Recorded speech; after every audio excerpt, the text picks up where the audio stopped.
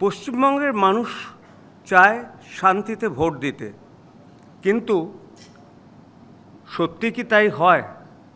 হয়তো সেন্ট্রাল বাহিনী থাকে, তারা এমন জায়গায় থাকে তাদের অন্যদিকে ঘুরিয়ে দেওয়া হয়। সেন্ট্রাল বাহিনীকে তার আগের দিন বিভিন্নভাবে নিষ্ক্রিয় করে রাখা হয় এবং বুথ দখল করে ভোট নেওয়া হয়। সেটা আমার পেশেন্ট যারা প্রিজাইডিং অফিসার বা পোলিং অফিসার হিসেবে কাজ করেছে তারা আমায় পরিষ্কার বলে গেছে।